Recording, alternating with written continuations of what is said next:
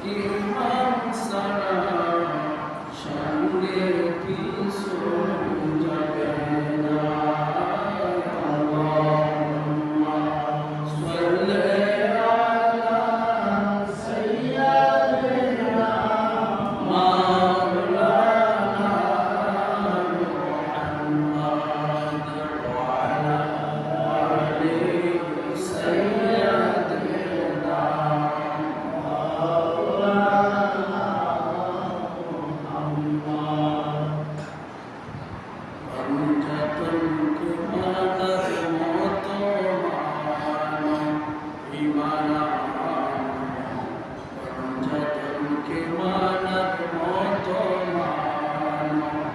নামাজ রোজা হজ যাকাত যত ইবাদত সবাই পড়ি নামাজ রোজা হজ যাকাত যত করো ইবাদত সবার আগে পঞ্জাতনকে চিনো ইমান পঞ্জাতনকে মানার মতো পঞ্জাতনকে মানার মতো যিনি সৃষ্টি কুলের মূল তিনি মুহাম্মদ রাসূল সেই নবীজির অংশ চাইল আহলে বায়াতে রাসূল যিনি সৃষ্টি কুলের মূল তিনি মুহাম্মদ রাসূল সেই নবীজির অংশ চাইল আহলে বায়াতে রাসূল মওলা আলী মা ফাতেমা হাসান হুসাইন সারা পাবে না নবীকে কোনদিন ইমান পঞ্জাতনকে মানার মতো ইমান পঞ্জাতনকে মানার মতো নামাজ রোজা হজ যাকাত যত করো ইবাদত নামাজ রোজা হজ যাকাত যত করো ইবাদত সবার আগে পঞ্জাতনকে চিনো ইমান পঞ্জাতনকে মানার মতো বেলায়েতের বাদশা যিনি সৃষ্টি কুলের মওলা তিনি মুশকিল কুশা হযরত আলী তিনি তে আউলিয়া কুল বেলায়েতের বাদশা যিনি সৃষ্টি কুলের মওলা তিনি মুশকিল কুশা হযরত আলী তিনি তে আউলিয়া কুল না মানিলে তাহাকে হয় না বলি জগতে না মানিলে তাহাকে হয় না বলি জগতে পাবে না বেলায়েত কোনদিন ইমান পঞ্জাতনকে মানার মতো ইমান পঞ্জাতনকে মানার মতো নামাজ রোজা হজ যাকাত যত করো ইবাদত নামাজ রোজা হজ যাকাত যত করো ইবাদত সবার আগে পঞ্জাতনকে চিনো ইমান পঞ্জাতনকে মানার মতো উপস্থিত মুআজ্জিজ মুহতারাম সম্মানিত মুরিবিন আযম সম্মানিত মুসল্লিন কিরাম পর্দা অন্তরালের মাঝে সমবেত সম্মানিত মা বোনেরা রাহমানি ওয়া রাহিমাকুমুল্লাহ আসসালামু আলাইকুম ওয়া রাহমাতুল্লাহি তাআলা ওয়া বারাকাতুহু ওয়া মাগফিরাহ ওয়ালাইকুম আসসালাম সর্বপ্রথম মহান আল্লাহ জাল্লা শানুহু আলিশান দরবারে লাখ কোটি শুকরিয়া জ্ঞাপন করছি যে আল্লাহ তাআলা আমাদের সকলকে পবিত্র জুমা মুবারকের নামাজ আদায় করবার জন্য আল্লাহ তাআলা আমাদের সকলকে তৌফিক দান করেছেন উচ্চ আওয়াজে বলি আলহামদুলিল্লাহ আলহামদুলিল্লাহ সাথে সাথে দুরুদ ও সালাম মুকদ্দম করি হায়াতুন নবী জিন্দা নবী কামলি ওয়ালা নবী মুহাম্মদুর রাসূলুল্লাহ সাল্লাল্লাহু আলাইহি ওয়াসাল্লামের কদম মুবারকে উচ্চ আওয়াজে বলি আলহামদুলিল্লাহ আলহামদুলিল্লাহ সালাম মুকদ্দম করি আহলে বায়ত রাসূল পাক পঞ্জাতন মাওলা আলী শের খোদা করমাল্লাহু ওয়াজহুর কদম কদমে উচ্চ আওয়াজে বলি আলহামদুলিল্লাহ সালাম মুকদ্দম করি বিশ্ব ব্রহ্মাণ্ডে যত হক্কানি আউলিয়া কেরাম পৃথিবীর থেকে পর্দা নিয়েছেন প্রত্যেক আউলিয়া কেরামের কদম মুবারকে উচ্চ আওয়াজে বলি আলহামদুলিল্লাহ। আলহামদুলিল্লাহ। আজ আমি আলোচনা করব আহলে বায়াত সম্পর্কে আল্লাহ তাআলা আমাদের সকলকে আহলে বায়াতে রাসূলের ঈমান এবং আহলে বায়াতে রাসূলের পাক পাঞ্জাতনকে মানার বুঝার আল্লাহ আমাদের সকলকে তৌফিক দান করুক। সকলে বলি আল্লাহুম্মা আমিন। আল্লাহুম্মা আমিন। প্যারা হাজরিন, আল্লাহর নবী মুহাম্মদুর রাসূলুল্লাহ সাল্লাল্লাহু আলাইহি ওয়াসাল্লাম নবম হিজরিতে আল্লাহর নবী মুহাম্মদুর রাসূলুল্লাহ সাল্লাল্লাহু আলাইহি ওয়াসাল্লাম সকল সাহাবাগণকে প্রস্তুতি গ্রহণ করার জন্য বললেন। যেহেতু আল্লাহর নবী দশম হিজরিতে ঐতিহাসিক ভাষণ প্রদান করবেন, তো দশম হিজরির প্রারম্ভে নবম হিজরিতে সকলকে প্রস্তুতি গ্রহণ করার জন্য বললেন। এই কথা শুনে সাহাবায়ে কেরামের মধ্যে চিন্তা জাগ্রত হলো, আশঙ্কা করলো, না জানি আল্লাহর নবী কি বয়ান করবে, কি ভাষণ দিবে। আর এদিকে মুশরিক এবং কাফেররা আনন্দিত, তারা চক্রান্ত জাল বুনার জন্য তারা সার্বক্ষণিক প্রস্তুত রয়েছে যে আল্লাহর নবী কখন মৃত্যুবরণ করবে। যদি করে তাহলে তো ইহুদি নাসারা কাফের মুনাফিকদের শক্তি আরো সঞ্চার হবে। সেজন্য তারা আল্লাহ রাসূল কখন মৃত্যুবরণ করবে তারা সেদিকে অপেক্ষা করছিল। আল্লাহর নবী মুহাম্মদুর রাসূলুল্লাহ সাল্লাল্লাহু আলাইহি ওয়াসাল্লামের কোনো সন্তান নাই। নবীজি যদি মৃত্যুবরণ করে, আর নবীর তো কোনো সন্তান নাই, এই ইসলামকে কে টিকিয়ে রাখবে? এই দিন ধর্মকে কে আঁকড়ে ধরে রাখবে? কে কোরআনের বর্ণনা করবে? কার কাছে গিয়ে ফয়সালা খুঁজবে? এমন তো কোনো লোক নেই। ইহুদি নাসারা সম্প্রদায়, খ্রিস্টানরা মনে মনে ধারণা করতে লাগলো যে নবী যখন মৃত্যুবরণ করবে ইসলাম এখানেই কি হয়ে যাবে, শেষ হয়ে যাবে। ইসলাম আর কখনো উজ্জীবিত হবে না, ইসলাম আর কখনো জিন্দা হবে না। আর মুমিন যারা আছে তারা চিন্তা করতেছে, কেননা ইসলাম কখনো বিলুপ্ত হয় না। পৃথিবীর বুকে সূর্য যতদিন থাকবে ইসলামও ততদিন থাকবে। বলি সুবহানাল্লাহ। ইসলাম যতদিন থাকবে, আমার নবীজি যতদিন থাকবে ইসলামও ততদিন থাকবে। আমার নবী দুনিয়া থেকে যাওয়ার পরও ইসলাম জিন্দা থাকবে। বলি সুবহানাল্লাহ।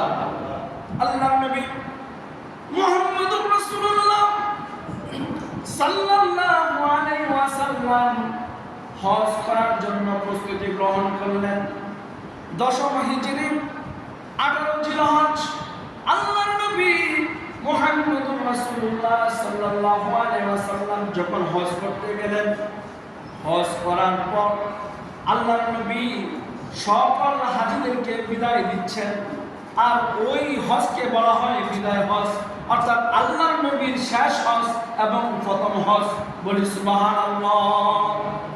আল্লাহর নবী সকলকে বিদায় দিয়ে মদিনার পথে অগ্রসর হলেন। আল্লাহর নবী মুহাম্মদুর রাসূলুল্লাহ সাল্লাল্লাহু আলাইহি ওয়াসাল্লাম মদিনার পথে যখন অগ্রসর হলেন, মদিনার পথে যেতে মদিনা, মক্কা এবং মদিনার মাঝখানে একটি জায়গার নাম, ওই জায়গার নাম হচ্ছে গাদির খুম। বলি সুবহানাল্লাহ। ওই গাদির খুমের মধ্যে যারা মুসাফিরগণ তারা সাময়িক বিশ্রাম করতেন, যারা ব্যবসায়ীগণ তারা সাময়িক বিশ্রাম করতেন। গাদির খুম, গাদির শব্দের অর্থ জলাশয়। জলাশয়, এই গাদির জলাশয়কে বলে গাদির। একটা স্থান, একটা এলাকা, আর খুম একটা জায়গার নাম। ওই জায়গার মধ্যে আল্লাহর নবী মুহাম্মদুর রাসূলুল্লাহ সাল্লাল্লাহু আলাইহি ওয়াসাল্লাম অবস্থান করলেন। ১৬ লক্ষ সাহাবীদের উপস্থিতিতে আল্লাহর নবী সেদিন ঐতিহাসিক ভাষণ দান করবেন। আল্লাহর নবী যখন গাদিরে খুম নামক স্থানে অবস্থান করলেন, তখন হযরতে জিবরাইল আলাইহিস সালাম আয়াতে কারিমা নিয়ে আসলেন, ইয়া আইয়ুহার রাসূল বাল্লিগ মা উনজিলা ইলাইকা মির রাব্বিকা وإن لم تفعل فما بلغت رسالته الله يعصمك من الناس إن الله لا يهدي القوم الكافرين এই আয়াতে কারিমা হযরত জিবরাইল আলাইহিস সালাম আল্লাহর নবীর কাছে নিয়ে আসলেন। হে আল্লাহর রাসূল, আপনার রব থেকে যা কিছু অবতীর্ণ হয়েছে, যা কিছু নাযিল করা হয়েছে তা পৌঁছে দিন। হে আল্লাহর রাসূল, আল্লাহর পক্ষ থেকে আপনার রব থেকে যা কিছু অবতীর্ণ হয়েছে আপনি তা পৌঁছে দিন। আর যদি তা না করেন তাহলে আল্লাহ রাব্বুল আলামিন আল্লাহর রিসালাত পৌঁছে দেওয়া হলো না। আল্লাহ আপনাকে মানব মণ্ডলী থেকে নিয়ে আসবেন। নিশ্চয় আল্লাহ রাব্বুল আলামিন কাফের দলকে হেদায়েত করেন না। হে আল্লাহর রাসূল, আপনার উপরে যা কিছু অবতীর্ণ হয়েছে আপনি তা পৌঁছে দিন। আপনি যদি না পৌঁছান, অর্থাৎ আপনি যদি আপনার কাছে যা কিছু অবতীর্ণ হয়েছে তা যদি আপনি না পৌঁছে দিন তাহলে আল্লাহর রিসালাত পৌঁছে দেওয়া হলো না। আল্লাহ আপনাকে মানব মণ্ডলী থেকে আল্লাহ আপনাকে নিয়ে যাবেন, অর্থাৎ আমার রাসূলকে আল্লাহ নিয়ে যাবেন, অর্থাৎ রাসূল দুনিয়া থেকে পর্দা নেবেন, আল্লাহর নবীকে আল্লাহ নিয়ে যাবেন। তো নিশ্চয় আল্লাহ কাফের দলকে হেদায়েত করেন না। এই আয়াত কারিমা নাযিল হয়েছে গাদির খুম নামক স্থানে। বলি সুবহানাল্লাহ। হে রাসূল, আপনার রব থেকে যা কিছু অবতীর্ণ হয়েছে, কি অবতীর্ণ হয়েছে? যে আল্লাহর নবী ১৬ লক্ষ সাহাবীদের উপস্থিতির মধ্যে বেছে নিয়েছেন হযরত মৌলা আলী কাররামাল্লাহু ওয়াজহুকে। বলি সুবহানাল্লাহ। আল্লাহর নবী বলেন যে আমার তো চলে যেতে হবে, আমি আর বেশি দিন থাকবো না, আমার চলে যেতে হবে। তো সাহাবায়ে কেরামের মধ্যে আশঙ্কা চিন্তা জাগ্রত হলো, কিরে আল্লাহর নবী এই ভাষণ শোনার জন্য আমরা আল্লাহর নবী নবম হিজরিতে আমাদেরকে প্রস্তুতি গ্রহণ করার জন্য বললো, আর আল্লাহর নবী চলে যাবে, এই কেমন কথা? তখন আল্লাহর নবী মুহাম্মদ রাসূলুল্লাহ সাল্লাল্লাহু আলাইহি সাল্লাম মৌলা আলী কাররামাল্লাহু ওয়াজহুকে ডেকে নিয়ে বললেন, দুই হাত তুলে বললেন যে আমার পরে রেসালা বিশুদ্ধ হচ্ছে মৌলা আলী শেরে খোদা কাররামাল্লাহু ওয়াজহু। বলি সুবহানাল্লাহ। আমার পরে হযরত আলীকে তোমরা মানবা, আমি যার মৌলা আলীও তার মৌলা। বলি সুবহানাল্লাহ। আমি যার মৌলা আলীও তার মৌলা। হাত উত্তোলন করে আল্লাহর নবী মুহাম্মদ রাসূলুল্লাহ ১৬ লক্ষ সাহাবীগণের নিকট হাত উঁচু করে মৌলা আলীকে পরিচয় করে দিয়েছেন। আমার পরে হযরত আলী হচ্ছে আমার স্থলা বিশুদ্ধ। বলি সুবহানাল্লাহ। এর জন্য মৌলা আলীকে বলা হয় বেলায়েতের সম্রাট। কি বলা হয়? বেলায়েতের সম্রাট। রাসালাত সমাপ্ত। বেলায়েত মৌলা আলী কাররামাল্লাহু ওয়াজহুর মাধ্যমে সারা পৃথিবীর মধ্যে বেলায়েত বিস্তৃত হয়েছে আল্লাহর ওলিগণের মাধ্যমে। বলি সুবহানাল্লাহ। তো মৌলা আলী এর ওহীর নির্দেশক্রমে ১৬ লাখ সাহাবীর উপস্থিতিতে মৌলা হিসাবে হযরত আলীকে তার স্থলা বিশুদ্ধ করে নেন আল্লাহর নবী মুহাম্মদ রাসূলুল্লাহ সাল্লাল্লাহু আলাইহি সাল্লাম। অর্থাৎ আমি রাসূল চলে যাব, এই তোমাদের সকলকে আমি মৌলা আলীর জিম্মাদার করে দিলাম, মৌলা আলীকে তোমাদের জিম্মাদারি করে দিলাম। অর্থাৎ যারা মুমিন তাদের অভিভাবক হচ্ছে মৌলা আলী শেরে খোদা কাররামাল্লাহু ওয়াজহু। বলি সুবহানাল্লাহ। তো আল্লাহর নবী মুহাম্মদুর রাসূলুল্লাহ সাল্লাল্লাহু আলাইহি ওয়াসাল্লাম মুনাজাতে বলেন যে মান কুনতুম মাওলাহু ফাহাযা আলিউন মাওলাহু। বলি সুবহানাল্লাহ। যে আমি যার মৌলা এ আলীও তার মৌলা। বলি সুবহানাল্লাহ। আমি যার মৌলা এ আলীও তার মৌলা। তারপর আল্লাহর নবী মুনাজাতের মধ্যে বলেন আল্লাহুম্মা ওয়ালিমান ওয়ালাহু আদামান আদাহু ওয়ানসুর মান নাসারা ওয়াখজুল মান হাজারা ফালইয়াস হাদিল হাজিরুল খায়রা বলি সুবহানাল্লাহ। হে আল্লাহ, তুমি তাকে বন্ধু হিসেবে গ্রহণ করো যে তাকে বন্ধু হিসেবে গ্রহণ করে, বলি সুবহানাল্লাহ। যে তার সঙ্গে দুশ্মনী করে তাকে লাঞ্ছনা দাও, তাকে কি দাও? লাঞ্ছনা দাও তাকে। যে মৌলা আলীর সাথে কি করে? দুশ্মনী করে, তাকে কি দাও? লাঞ্ছনা দাও। এই মুনাজাত করেছেন কে? আল্লাহর নবী মুহাম্মদুর রাসূলুল্লাহ সাল্লাল্লাহু আলাইহি ওয়াসাল্লাম। বড় দুঃখের বিষয়, যখন জিলহজ মাসের 18 তারিখ আসে, আমাদের দেশের মধ্যে একটি সম্প্রদায় যখন আল্লাহর নবী যখন মৌলা আলীকে রাসূলুল্লাহ এস্টাবলিশমেন্ট নিয়োগ করলো, তখন আমাদের কি বেজার হবো না খুশি হব? বলেন, বেজার হবো না খুশি হব?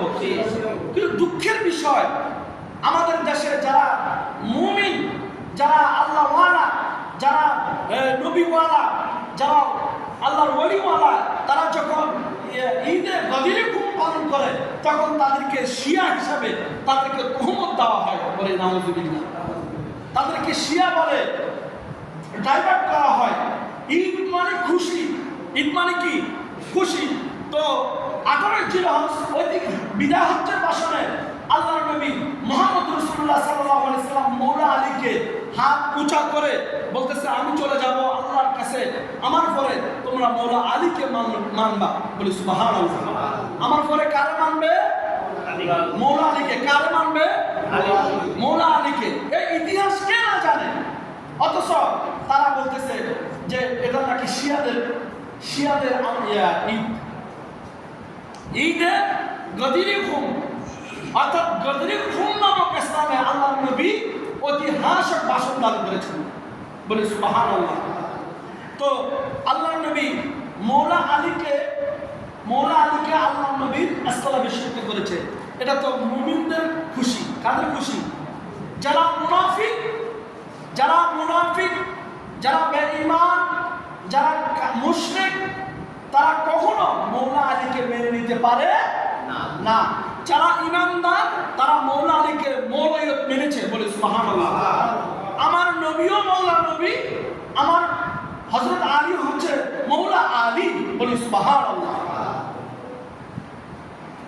হযরত আলী কাররামাল্লাহু ওয়াজহু, তার যে ব্যক্তি ইচ্ছাকৃতভাবে মৌলা আলীকে অস্বীকার করলো, সে পীর হওয়ার যোগ্যতা রাখে না, ঠিক কিনা বলেন?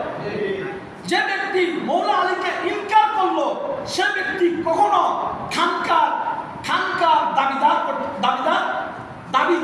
করতে পারে না, ঠিক কিনা বলেন?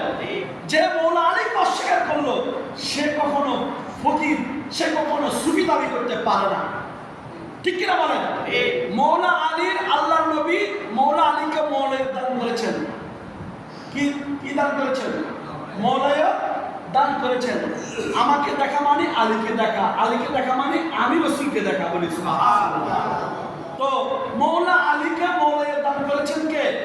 আল্লাহ রাসূল।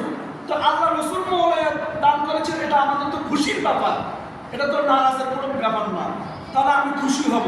তাহলে এই খুশি হওয়াতে আমার আল্লাহ বেজার নাকি? বেজার? আমার আল্লাহ কি বেজার? না, আমার আল্লাহ মুমিনের উপরে রাজি, বলি সুবহানাল্লাহ। যারা এটাকে ইনকার করবে, অস্বীকার করবে, তারা হচ্ছে তুকাজ্জিবান। তারা কি? তুকাজ্জিবান। তো আল্লাহর নবী মুহাম্মদুর রাসূলুল্লাহ সাল্লাল্লাহু আলাইহি ওয়াসাল্লাম, আমরা দুইটা ফ্যান বন্ধ করি, দুইটা ফ্যান বন্ধ করলে চলবে। আল্লাহুম্মা সাল্লি আলা সাইয়্যিদিনা মাওলানা মুহাম্মদ ওয়া আলা আলি সাইয়্যিদিনা মাওলানা মুহাম্মদ। এর হাজিরিন, আল্লাহর নবী মুহাম্মদ রাসূলুল্লাহ সাল্লাল্লাহু আলাইহি ওয়াসাল্লাম মৌলা আলীকে, মৌলা আলীকে ঘোষণা করার পর যে আমার পরে আমার স্থলাভিষিক্ত মৌলা আলী, তখন হযরত জিবরাইল আলাইহিস সালাম এই আয়াতে কারিমা নিয়ে এসেছেন যে আল ইয়াউমা আকমালতু লাকুম দীনাকুম ওয়া আতমামতু আলাইকুম নি'মাতি ওয়া রাদিতু লাকুমুল ইসলাম দীনা। বলি সুবহানাল্লাহ। যে আজ তোমাদের জন্য তোমাদের দিনকে পূর্ণাঙ্গ করলাম, তোমাদের প্রতি আমার নিয়ামত সম্পূর্ণ করলাম এবং ইসলামকে তোমাদের দিন বা জীবন বিধান হিসাবে মনোনীত করলাম বলি সুবহানাল্লাহ। মৌলা আলীকে নিয়োগ করার পর এই আয়াতে করিমা নাজিল হয়েছে বলি সুবহানাল্লাহ। তো মৌলা আলী মুমিন এবং মুনাফিকের মধ্যে পার্থক্য হচ্ছে আহলে বায়াত। কথা কি বুঝতে পারছে? যে নামাজ পড়লো কিন্তু আহলে বায়াতকে সালাম করলো না, তার নামাজ হবে না। কেননা আমরা নামাজের মধ্যে বলি ওয়া আলা আলিহি ওয়া আসহাবিহি, বলি কি না? আলিহি মানে কি? আহলে বায়াত, পাক পাঞ্জাতন। কয়জন? পাক পাঞ্জাতন। পাক মানে পবিত্র, পাঞ্জাতন মানে পাঁচজন। কতজন? পাঁচজন। কে কে? হযরত মুহাম্মদুর রাসূলুল্লাহ সাল্লাল্লাহু আলাইহি ওয়াসাল্লাম, হযরত মৌলা আলী শের খুদা কারামাল্লাহু ওয়াজহু, হযরত মা ফাতেমা রাদিয়াল্লাহু তাআলা আনহা, হযরত মৌলা হাসান, হযরত মৌলা হুসাইন রাদিয়াল্লাহু তাআলা আনহু। এই পাঁচজনকে বলা হয় পাক পাঁচজন। তো ওয়া আলিহি, এখানে হির এজাফত হচ্ছে আহলে বায়াতের রাসূল বলি সুবহানাল্লাহ। এই আহলে বায়াতের রাসূল, নামাজের মধ্যে যদি আহলে বায়াতের রাসূলকে সালাম দেওয়া না হয় নামাজ হবে না। হ্যাঁ, মৌলা আলীর সাথে বেয়াদবি করা মানে কি? সে পীর আলী করার ক্ষমতা নাই। আছে কি? আছে? যে ব্যক্তি মৌলা আলীকে অস্বীকার করবে তার পীর মুরিদ করার কোনো যোগ্যতা, দক্ষতা, কোনো অধিকার নাই। ঠিক কিনা বলেন? কেননা মৌলা আলীর মাধ্যমে তো বেলায়েত সারা পৃথিবীর মধ্যে বিস্তৃত। কথাটা কি বুঝা আসছে? মৌলা আলী কারামাল্লাহু ওয়াজহুকে বেলায়েতের কারণে তো হযরত আব্দুল কাদের জিলানী, শাহজালাল শাহপরান, গৌসুল আজম আহমদুল্লাহ মেজবান্ডারি, হযরত শাহ সুফি আসমানুল্লাহ রাহমাতুল্লাহ আলাইহি, হযরত খাজা গরিবে নওয়াজ মঈনুদ্দিন চিশতি আজমেরি সঞ্জরি রাদিয়াল্লাহু তাআলা আনহু, বাহাউদ্দিন নকশবন্দি, কুতুবউদ্দিন বখতিয়ার কাকি, হযরত দাদা গঞ্জে বখশ রাহমাতুল্লাহ আলাইহি, এইভাবে যত আল্লাহর ওলিগণ রয়েছে হক্কানি কামেল ওলিগণ, তারা মৌলা আলীকে অনুকরণ করার মাধ্যমে ওলি হয়েছে বলে সুবহানাল্লাহ। সেটার নাম হচ্ছে ইলমে বেলায়েত। সেটা কি? ইলমে বেলায়েত। বেলায়েত দুই প্রকার, বেলায়েত কুবরা, বেলায়েত সুগরা। তো যারা মানার মতো মেনেছে মৌলা আলীকে তারা বেলায়েতের কুবরার অধিকারী হয়েছে বলে সুবহানাল্লাহ। হযরতে আহসানুল্লাহ রাহমাতুল্লাহ আলাইহি, হযরতে আব্দুল ওয়াহিদ ফির সাহেব হুজুর কেবলা, এই সবাই কিন্তু বেলায়েতের ছায়ার নিচে ছিল। ছায়ার নিচে না থাকলে তারা এত জবরদস্তি আল্লাহর ওলি হতে পারত না। এটা স্বীকার করতে হবে। যে মৌলা আলীকে অস্বীকার করলো তার নামাজ, তার রোজা, তার হজ যাকাত, তার 10 তলা মাদ্রাসা, তার হজ, উমরা হজ, বড় হজ, কোন হজ আল্লাহ কবুল করবে না। কোন হজে আল্লাহ কবুল করবে না যে মৌলা আলীকে অস্বীকার করবে। কথা কি বুঝা আসছে? কেননা মৌলা আলী হচ্ছে আমাদের ঈমান। মৌলা আলী হচ্ছে কি? আমাদের ঈমান। যার ঈমানে ধ্বংস তার কিসের ইবাদত? যার ঈমান নাই তার কিসের ইবাদত? তার মসজিদ, মাদ্রাসা, এতিম, হজ, হ্যাঁ, এগুলো কোনো কাজে আসবে না। যার ঈমান পাকাপোক্ত, যিনি পাক পর্যটনকে মানার মতো মেনেছে, জানার মতো জেনেছে, চিনার মতো চিনেছে, তার সব কিছু আমার আল্লাহ কবুল করবেন বলে আল্লাহুম্মা আমিন। আর যদি বলি আল্লাহুম্মা আমিন, সেজন্য বেঈমানের পিছনে নামাজ পড়ার দরকার নেই। বেঈমানের পিছে এখন আসলে ইমানদার আর বেঈমান খারাপ। যারা আহলে দাড়ি আছে, টুপি আছে, জুব্বা আছে, সব আছে, পাগড়ি আছে, দাড়ি, টুপি, জুব্বা, সবাই মুসলমান না। সবাইকে মুসলমান কথা বলবেন না। সবাইকে মুসলমান, সবাই মুসলমান না। এখানে মুসলমান কারা? যারা আহলে বায়াতের রাসূলের প্রতি পরিপূর্ণ ঈমান আনার পর যারা তাকওয়া অর্জন করেছে, তারপর মুমিন হয়েছে বলে সুবহানাল্লাহ, তারাই প্রকৃত মুসলমান বলে সুবহানাল্লাহ। সব মুসলমান মুসলমান না, সব মুসলমান মুসলমান না। সুন্দর কোরআন শরীফ সুন্দরভাবে বলতে পারলে, সুমধুর কণ্ঠ দিয়ে বললে তার পিছনে আপনি নামাজ পড়বেন, আসলে তার ইমান ঠিক আছে কিনা, সে আহলে বায়াত মানে কি মানে না, সে মৌলা আলীকে মানে কি মানে না, ইমাম হাসানকে মানে কি না, ইমাম হুসাইনকে মানে কি না, মা ফাতেমাকে মানে কি না, সেটা আগে দেখতে হবে। মুসলমান হলে চলবে না, সে আহলে বায়াতকে মানে কি না, সেটা হচ্ছে বড় বিষয়। আর যে ব্যক্তি আহলে বায়াতকে মান্য করেছে তার পিছনে আপনি নামাজ পড়বেন। যে আহলে বায়াতের দুশমন তার পিছনে নামাজ পড়লেও নামাজ হবে না, সে পড়ালেও তার নামাজ আল্লাহ কবুল করবে না। কথাটা কি বুঝা আসছে? আগে ইমান, ইমান ঠিক না হলে আপনার নামাজ দিয়ে কি হবে? আপনার ইমান যদি শুদ্ধ না হয় আপনার নামাজ দিয়ে কি করবেন?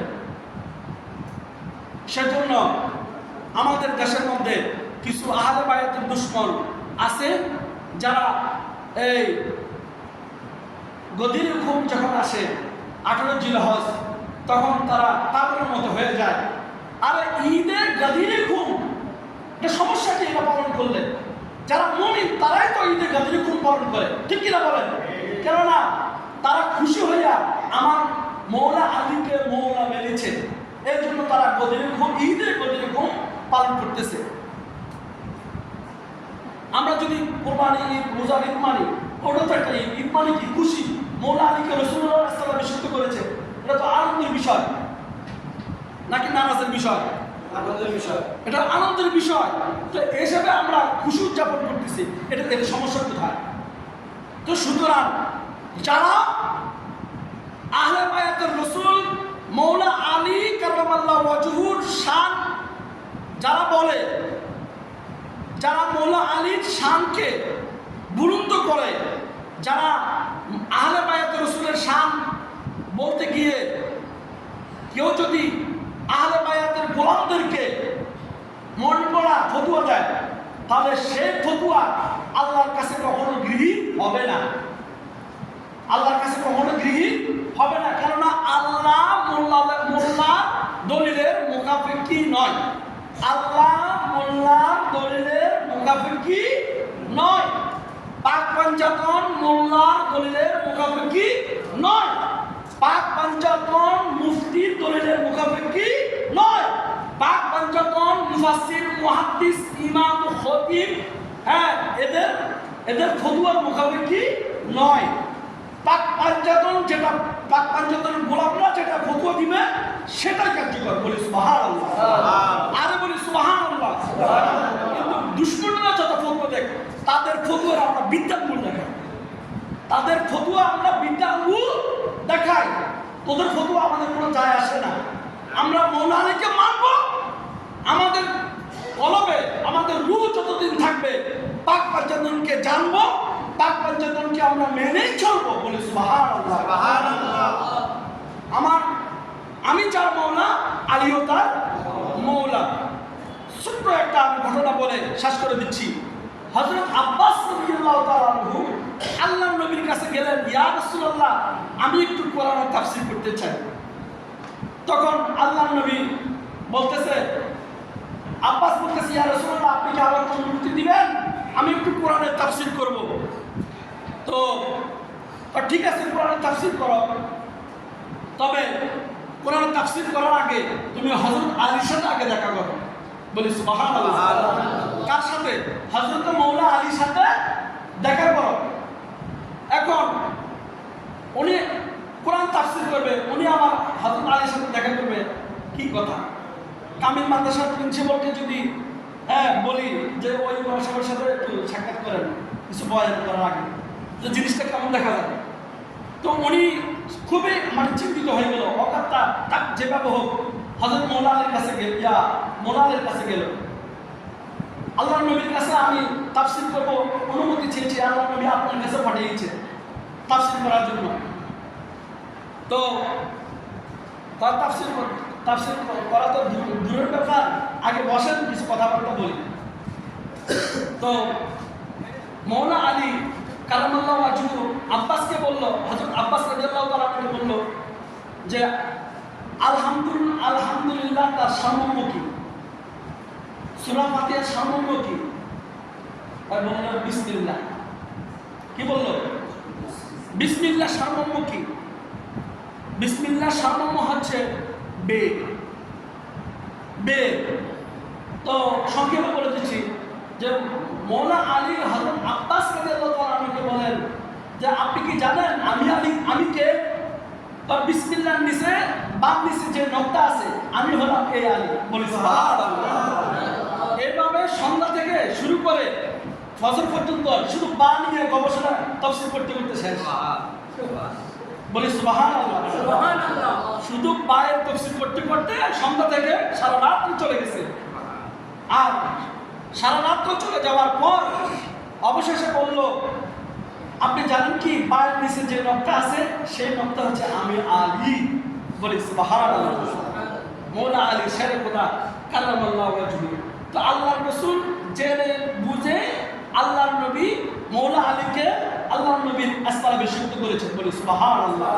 আমি যার মৌলা, আলীও তার মৌলা। বলি সুবহানাল্লাহ। আল্লাহ আমাদের সকলকে আহলে বায়াতে রাসূলের চাদরের থাকার তৌফিক দান করুন। বলি আল্লাহুম্মা আমিন। যারা পাক পাঞ্জাতন আহলে বায়াতে রাসূল কেউ অস্বীকার করে আল্লাহ তাদেরকে হেদায়েত করুক। বলি আমিন। তিনিই প্রকৃত সুন্নি যিনি পাক পাঞ্জাতনকে নিঃস্বার্থভাবে মেনেছে। বলি সুবহানাল্লাহ। তিনিই প্রকৃত পক্ষে সুন্নি যিনি মৌলা আলীকে মৌলা মেনেছেন। বলি সুবহানাল্লাহ। তিনি প্রকৃত সুন্নি যিনি নামাজের মধ্যে আহলে বায়াতকে স্মরণ করেছে। বলি সুবহানাল্লাহ। ওয়া আখিরু দাওয়ানা আলহামদুলিল্লাহি রাব্বিল আলামিন। যারা 4 রাকাত কাবলা জুমা আদায় করেননি 4 রাকাত কাবলা জুমা আদায় করুন।